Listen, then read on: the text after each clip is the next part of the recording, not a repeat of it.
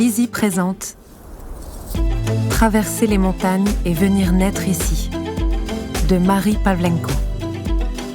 Lu par Alice Deferrand.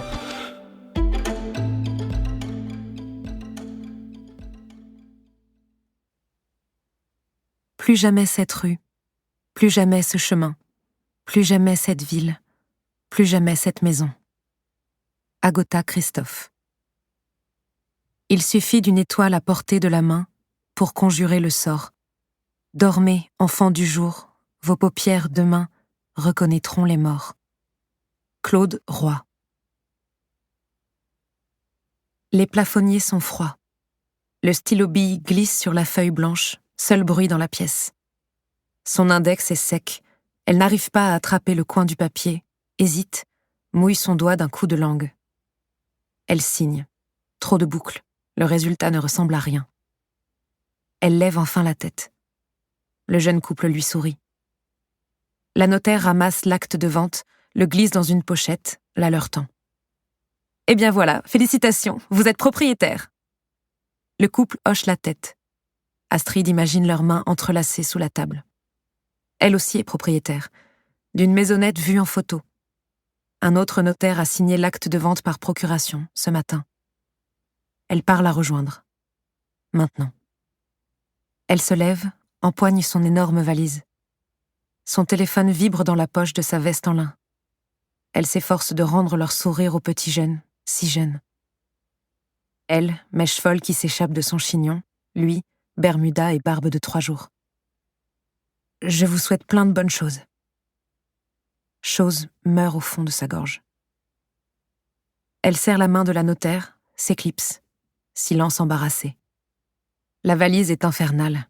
Qu'est-ce qu'Astrid a bien pu fourrer à l'intérieur? L'ascenseur empeste le parfum. Elle éternue dans son coude. Le téléphone n'en finit pas de vibrer. Vanessa est devant la porte cochère. « Ah, je commençais à m'inquiéter !» s'exclame-t-elle avant de passer son bras sous celui d'Astrid. « Vite, je suis en double fil !» Astrid la laisse basculer la valise dans le coffre de la voiture. Elle s'installe devant. N'oublie pas de s'attacher. Comment le pourrait-elle? « Arrête, Astrid, on est en ville, ça craint rien. Laisse-les sans ceinture, ce que tu peux flipper pour tout. » « Mais, oh maman, fais pas ta coincée !» Non, surtout pas. « Ça s'est bien passé ?»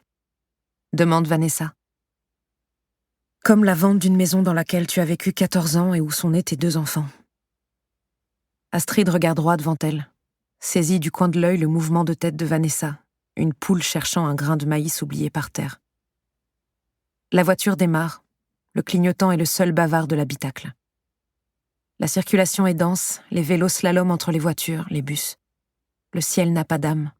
« À quelle heure est ton train ?»« Dans 1 heure. On n'est pas en retard. » Astrid ne reviendra plus à Paris. Quitter les pare-chocs astiqués qui rayent les rues sombres, les restos, les terrasses, la maison de 14 ans. « Chat! Chat !» Elle sort des toilettes, la culotte sur les genoux.